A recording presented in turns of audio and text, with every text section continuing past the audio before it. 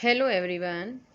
आज हम 8वीं क्लास की हिंदी की कार्य पुस्तिका में अध्याय 8 यह सबसे कठिन समय नहीं में दिए गए प्रश्नों को हल करना सीखेंगे। सभी बच्चे वीडियो को शुरू से लेकर अंत तक पूरी देखें और अगर आप अभी तक चैनल पर नए हैं तो चैनल को सब्सक्राइब भी कर लें और साथ में दिए बेल आइकन को भी प्रेस कर लें ताकि आगे से जो मैं और वीडियो डालूँ उसका नोटिफिकेशन आपके पास आ जाए और मेरी वीडियो आपके पास सबसे पहले पहुंच सके।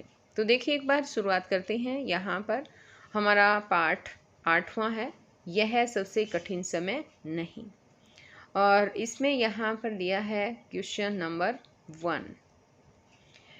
निम्नलिखित शब्दों या वाक्यांशों के लिए कविता में कौन कौन से शब्द प्रयुक्त किए गए हैं। अब जैसे यहाँ है पहुँचने का स्थान, तो उसके लिए है गंतव्य। इंतजार, इसके लिए दिया गया है प्रतीक्षा। सूर्यास्त, सूरज डूबने का वक्त। और नेक्स्ट है पृथ्वी एवं ग्रहों के बीच का स्थान, तो इसे बोला जाता है अंतरिक्ष। यहाँ पर कविता में अंतरिक्ष शब्द जो है इसके लिए यूज़ किया गया है। इसी तरह से यहाँ नेक्स्ट जो सेकंड क्वेश्चन है वो है कि चिड़िया अपना घोंसला कैसे बनाती है। तो इसके आंसर में हम लिखेंगे कि चिड़िया पेड़ों से गिरने वाले तिनकों और पत्तियों को अपनी चोंच में उठाती है और सुंदर घोंसला बनाती है। अब आगे यहाँ इसी तरह से थर्ड क्वेश्चन दिया है इसमें कि तुम्हारे आसपास कौन कौन सी रेलगाड़ियाँ चलती हैं, ये कहाँ से कहाँ तक जाती हैं। तो यहाँ पर बच्चों देखो, रेलगाड़ी दे रखी है, ये रेलगाड़ी है, ये कहाँ से जाती है और कहाँ तक पहुँचती है, ये सब आपको इसमें लिखना है। जैसे मैंने यहाँ लिख दिया, एक सिरसा एक्सप्रेस है जो सिरसा से नई दिल्ली चलती है, गोरखा धाम एक्सप्रेस है जो भटिंडा से गोरखपुर चलती है। इसी तरह से आपके आसपास जो रेलगाड़ी चलती है, अगर आपको नहीं पता है तो आप अपने टीचर से या अपने मम्मी पापा से पूछकर जो है इसे पूरा कर सकते हैं। यहाँ पर इसी तरह नेक्स्ट क्वेश्चन है कि किसी का इंतज़ार करते हुए तुम्हारे मन में कौन कौन सी बातें आती है। तो जो भी अगर किसी का इंतज़ार तुम्हें करना पड़ता है, मन में क्या क्या विचार आते हैं वो आपको लिखना है। जैसे यहाँ लिखा है कि किसी का इंतज़ार करते हुए हम उनसे मिलने को उत्सुक होते हैं, मन बड़ा प्रसन्न होता है तथा मिलने के लिए बेचैन भी होता है। अब इसी तरह से यहाँ पर नेक्स्ट क्वेश्चन है इसमें कि तुम अपने नाना नानी दादा दादी से कोई कहानी सुनी होगी, तुमने उसे अपने शब्दों में लिखो। तो वो कहानी हमें अपने शब्दों में लिखनी है। तो इसके आंसर में हम लिखेंगे कि हमने अपने नाना नानी व दादा दादी से बचपन में कई कहानियाँ सुनी हैं। उनमें से एक कहानी चालाक बंदर की है।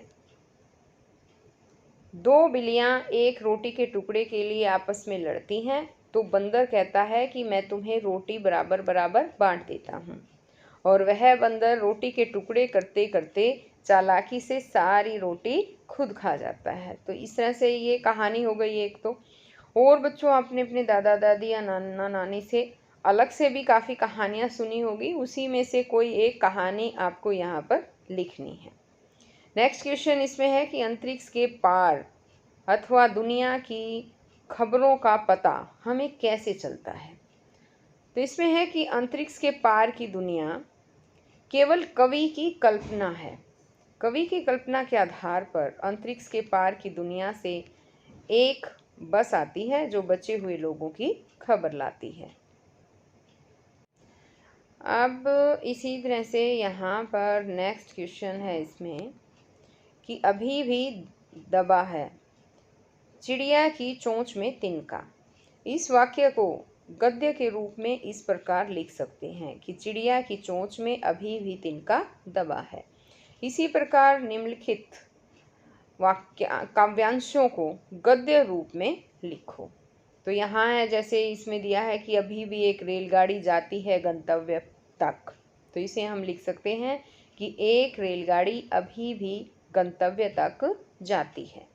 इसी तरह यहाँ है कि अभी भी कहा जाता है, उस कथा का आखिरी हिस्सा। तो इसे हम लिख सकते हैं कि उस कथा का आखिरी हिस्सा अभी भी कहा जाता है। अब इसी तरह से यहाँ नेक्स्ट इसमें है कि इस कविता में किन किन विराम चिन्हों का प्रयोग किया गया है। तो इसमें एक तो है यहाँ पर अल्प विराम का यूज़ किया गया है, अल्प विराम यानी कि कोमा जिसे बोलते हैं बच्चों, और एक है विस्मयादि बोधक। यहाँ पर जो चिन्ह नज़र आ रहे हैं आपको, यहाँ देखिए ये है कोमा यानी अल्प विराम, और जो ये चिन्ह है ये है विस्मयादि बोधक का चिन्ह है। तो ये यूज जो है इसमें किए गए हैं। नीचे जो है ये नेक्स्ट क्वेश्चन यहाँ पर देखिए, यह है कि उपर्युक्त विराम चिन्हों का प्रयोग कविता में किन किन पंक्तियों में हुआ है। तो ये जो है यहाँ हुआ है नहीं, यह सबसे कठिन समय नहीं, और वह उड़ने की तैयारी में है। तो इन पंक्तियों में जो है इन चिन्हों का यूज़ किया गया है।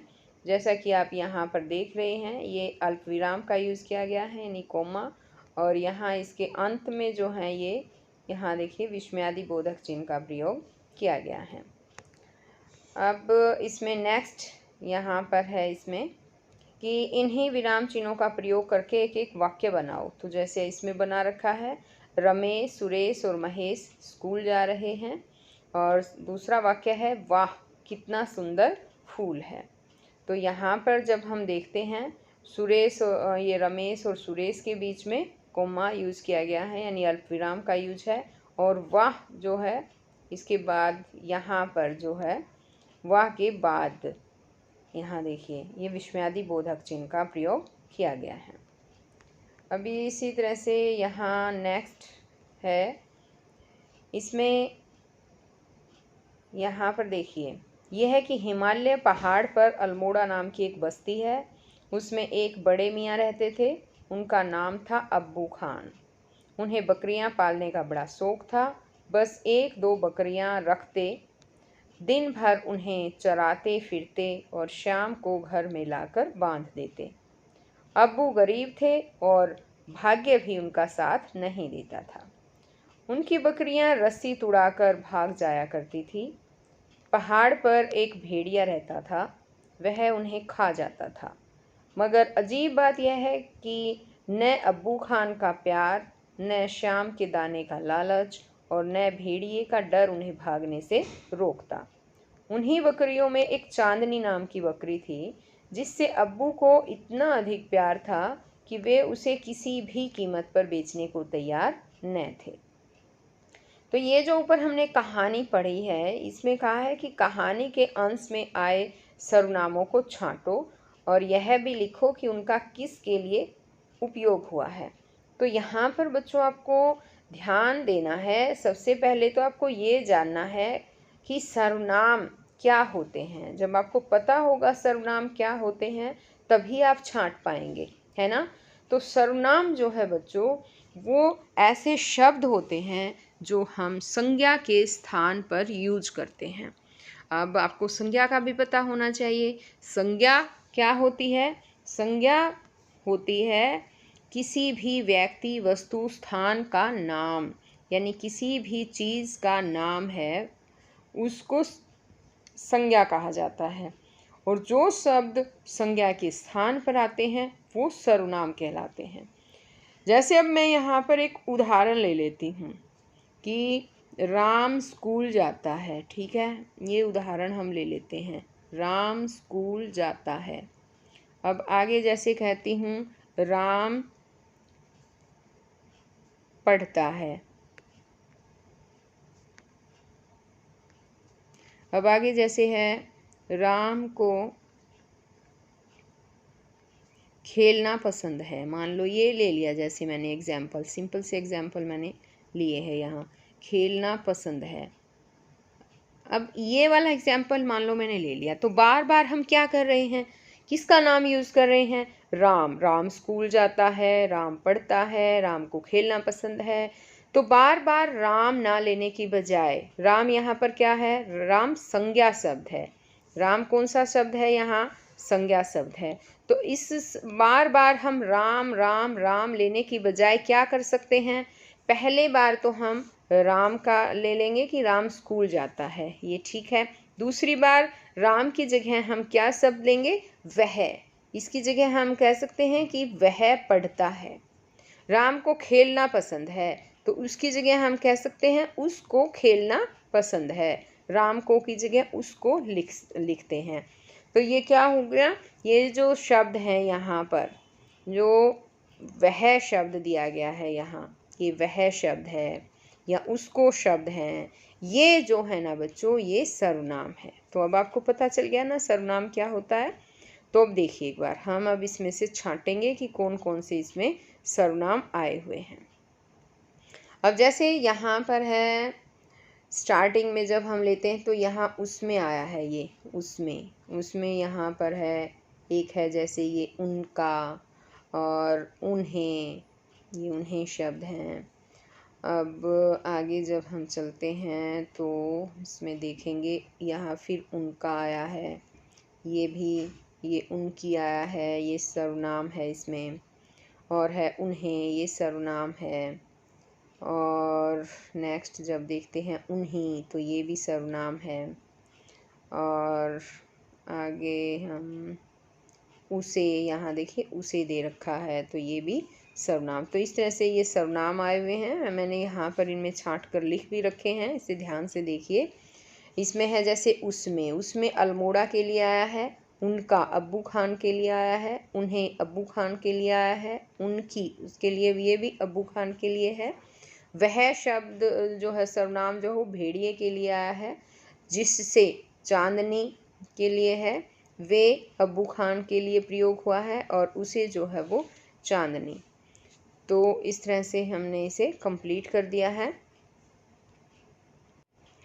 यहाँ एक बार मैं समझा भी देती हूँ। जैसे यहाँ पर उसे आया है ना, और ये चांदनी, तो उसे चांदनी के लिए कैसे है, यहाँ देखिए, यहाँ पर था कि एक चांदनी नाम की बकरी थी जिससे अब्बू को बहुत अधिक प्यार था, उसे किसी भी कीमत पर बेचने को तैयार न थे। तो यहाँ पर जो ये उसे शब्द आया है ना, ये चांदनी के लिए आया है ना, उसे बेचने के लिए, किसे, चांदनी को बेचने के लिए। तो इस तरह से ये शब्द हमें छांटने थे। अब नेक्स्ट में है यहाँ पर कि इन वाक्यों में आए हुए संज्ञा शब्दों की जगह सर्वनाम का प्रयोग करते हुए वाक्य दोबारा लिखो। जैसे इसे लिखा है भेड़िया उन्हें खा जाता था, तो भेड़िए की जगह क्या है, सर्वनाम कौन सा आएगा, वह आ जाएगा, वह उन्हें खा जाता था। अब्बू खान गरीब थे, वे गरीब थे। अब्बू खान को बकरियां पालने का शौक था, उनको बकरियां पालने का शौक था। चांदनी को अपनी आज़ादी प्यारी थी, उसे अपनी आज़ादी प्यारी थी। तो यहाँ पर हमने क्या क्या देखा कि जो भेड़िया आया उसके लिए वह सर्वनाम यूज़ किया, अब्बू खान के लिए वे शब्द आया है, गरीब थे, तो अगर ऐसा होता अब्बू खान गरीब था तो वह गरीब था, तो वहाँ वह आ जाता वे की जगह।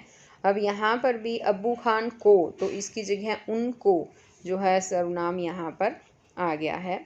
अब यहाँ चांदनी को यहाँ था, तो उसकी जगह सर्वनाम यूज हुआ है उसे। तो इस तरह से जो भी संज्ञा शब्द आए थे ये संज्ञा शब्द थे। संज्ञा का मतलब अभी मैंने बताया ही था, किसी भी व्यक्ति का नाम, स्थान का नाम, वस्तु का नाम जो है ये होती है संज्ञा। जैसे भेड़िया आया है, भेड़िया। अब जैसे है अब्बू खान, ये है चांदनी, है ना, ये जो नाम आए हैं ये संज्ञा शब्द हैं, और इनकी जगह जो यहाँ वह, वे, उनको, उसे, ये शब्द हैं वो सर्वनाम हैं। अब इसी तरह से यहाँ पर नेक्स्ट क्वेश्चन है इसमें कि कई वस्तुएं ऐसी होती हैं जो एक ही होती है तो उसे अलग ढंग से बोलते हैं, और एक से अधिक होने पर अलग ढंग से। जैसे जैसे यहाँ डंडा है, ज़्यादा होते हैं तो डंडे और डंडों कहते हैं। बच्चा, बच्चे, बच्चों। कुत्ता, कुत्ते, कुत्तों।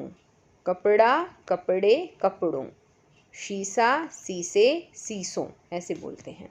शाला, शालाएं, शालाओं। माला, मालाएं, मालाओं। कला, कलाएं, कलाओं। हवा, हवाएं, हवाओं। बाल्टी, बाल्टियाँ, बाल्टियाँ। नदी, नदियाँ, नदियों। और यहाँ पर ये था ना ऊपर यहाँ देखिए, बाल्टी, बाल्टियाँ, बाल्टियों, ऐसे आएगा ये, ठीक है, बाल्टी, बाल्टियाँ, बाल्टियों।